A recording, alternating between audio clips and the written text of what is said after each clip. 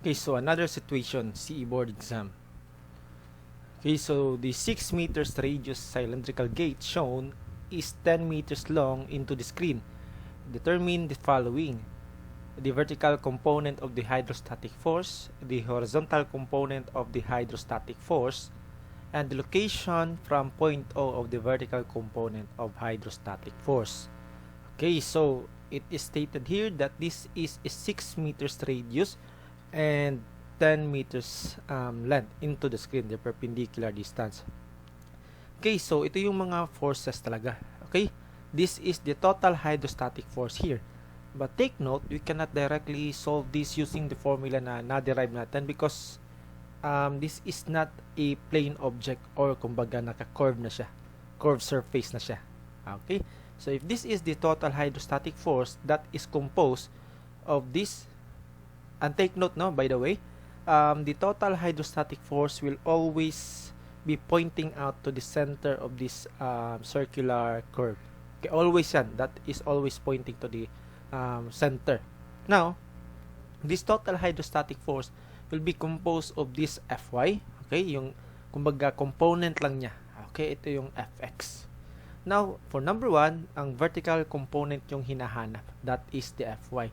So, how can we calculate this Fy? Again, this we cannot directly use that formula na total hydrostatic force because as we see kanina, it is just derived from a plane surface. This is a curved surface. So how can we solve this? Okay, ganito yan. This is the projected water above this plane. Okay, so that Fy is just simply the water or the weight of this water projected above this curve. Okay, so if we are to imagine this in this view, okay, naka-isometric view tayo, we need to calculate this volume here because as we all know that the weight is just the gamma of that liquid times the volume. Okay, if we have this volume here, then we can simply directly solve this weight or Fy dyan. Okay, so this is 10 meters to this direction, kumbaga perpendicular sa plane kanina. Okay, so how can we calculate this volume dito?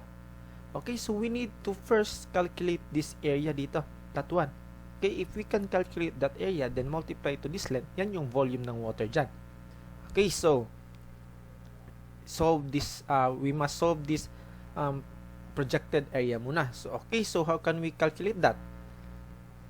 Okay, ito yon. Fy is just the weight or gamma times the volume. Okay, so tawagin natin to siyang area projected. Okay, APR. Okay, so to calculate that, okay, let's consider this whole rectangle data. Okay, look at this. This is a rectangle. Okay, this is 6 meters and this one, we should calculate this dimension here. Okay, so as we can see in this figure, this area projected is just equals to the total area of this rectangle minus this triangle minus this area of this anong tawag dito sa circle? Basta area ng circle or arc length.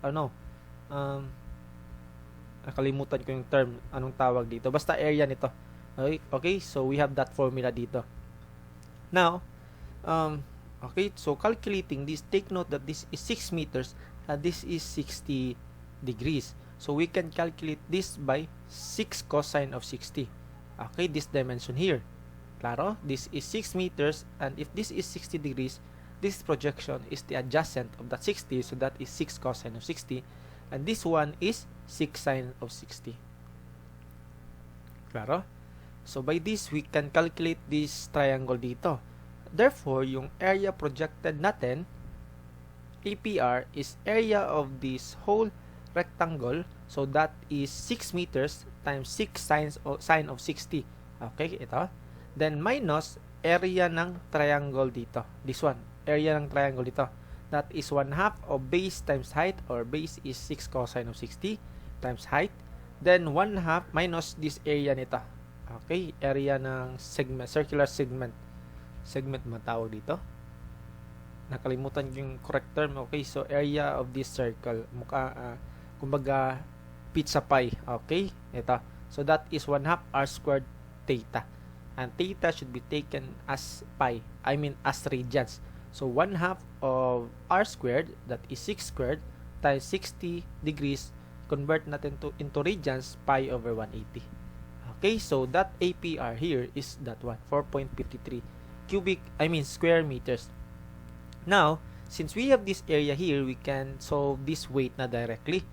Okay, so Fy is gamma of the water times this area times this length para maging volume. And we have this Fy. Ito yung tinatanong sa number 1. Okay. So, again, yan yung number 1. For number 2, the horizontal component of hydrostatic force. This one naman. So, by this, we can just simply project this area, that area here, and use the hydrostatic formula na diretso. Okay, so, that is gamma bar H area. Okay, again, ito yung projected area natin. Parang rectangular plate lang. Okay, ito yung technique dito. Now, take note that the bar H here is, that should be from here at the top up to the centroid of this projected area. Okay, so take note, this is half ng 6 sine of 60. Diba? This is the projected length dito. Okay. So, that is 6 sine of 60 divided by 2 or 2.598 approximately. Okay. So, we have this. Therefore, our Fx is gamma times bar H times area is 10. Okay, times 6 sine of 60 degrees. That one. And we have our Fx or the horizontal component. Okay. Now for part 3, the location of the from point O of the vertical component of the hydrostatic force. Okay, balik natin siya sa plane view para mas klaro. Okay, so take note, we have already calculated the Fy and Fx. So ang pinapahanap dito is this one. From point O. Let's call that X na lang. Okay, the vertical component up to the point O. So, how can we calculate that? Okay, so we will just equate so take note that the resultant force or the resultant hydrostatic force will be directly to the center of the the curved object. Okay, pag circular siya, diretso yan sa center because that is, kumbaga, if we will draw a tangent line dito, that is normal and that should be pointing to the center. Well, anyways, ito yung concept dito. If the total hydrostatic force won't create moment about the center, meaning summation of moment due to the components should be 0. Okay, if we take summation of moment about O, dapat equate to 0 yan, since the resultant force won't create moment dyan. Okay? So, by knowing this should be 1/3 of 6 sine of 60. Do you agree? Okay, so you can calculate the eccentricity kanina, then i-minus lang natin yung distance from half of this minus the eccentricity, or we can simply just say that is 1/3 of this dimension of the height. Okay, but pag rectangular yung projected area natin, automatic yan, 1/3 of the height. Okay, you can just prove that is already derived. Okay, or even in Dam's problem, we can just simply say that is 1/3 of the height always.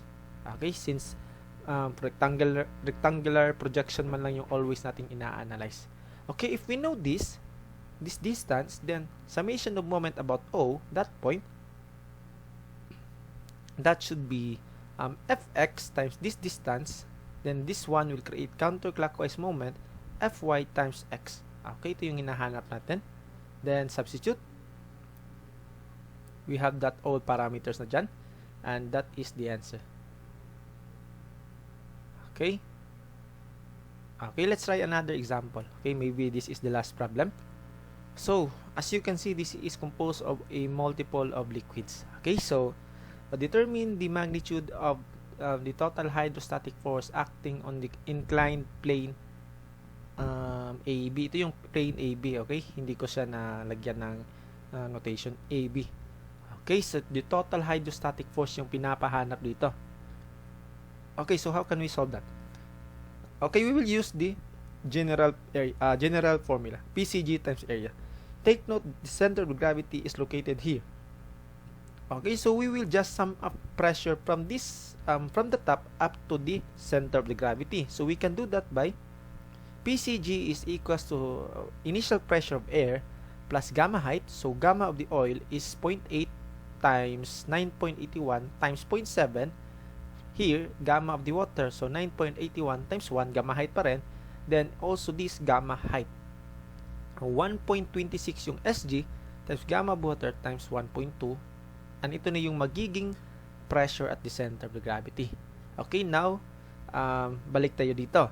So calculate the total force acting on that. That should be PCG times area. And take note that our area here is 2 times 4.5 meters. And we can have this answer. Okay, may kasunod pa ba to? Okay. Yan yung total hydrostatic force. Ano ba yung ginawa ko dito?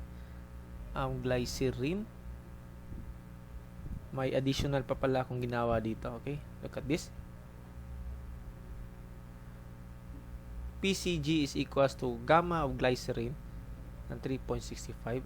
Okay, so ang ginawa ko dito is hindi siya tinanong sa problem ano yung eccentricity, but I will show you how to calculate the eccentricity dito. Okay, take note kasi hindi na siya kumbaga isang liquid. This is composed of multiple liquid na. So how to calculate the eccentricity pag ganito yung scenario. Okay, so ganito yan. PCG is equals to kung ano yung pinakailalim na liquid, yan yung gagamitin natin dito. Gamma times, we will calculate the barred H dito. Gamma times barred H. Okay, again, ang gagawin natin, ang pinakailalim na or yung liquid na nag-touch sa surface. Okay, ito yung surface natin. Yung liquid na nag-touch sa surface, ito yung gagamitin natin dito. PCG times gamma of the glycerin times barred H. Kukunin natin yung barred H dito. Okay? So, by doing that, we will cross-multiply lang. Okay, klaro man siguro. Yung PCG is that one. Gamma of glycerin 1.26 times 9.81 and that is 3.65. Now, by this, we can calculate our barred Y. That is H over sine of 30. That is 7.3 meters. Then, we can calculate the eccentricity using this formula. Okay? Please follow lang that. Yun. And that is the answer for eccentricity. Okay, hindi siya tinanong sa problem but I showed you how to calculate that. Well, if my case na at this plane, ibang-ibang liquid yung nag-act dyan, so we cannot directly calculate the eccentricity na dito using this. Okay, maybe we can use integration but hindi na siya practical na problem, no? Well, anyways, ganun siya. We cannot just directly calculate the E dito using this pag multiple of liquids na will be acting at the plane we are considering. Okay, we can use the pressure diagram but best talaga is integration pag hindi na siya rectangular form. Well, anyways, wag nyo nang pasakitin yung ulo nyo dito. Ito lang, mga most common problems lang sa board exam. Okay?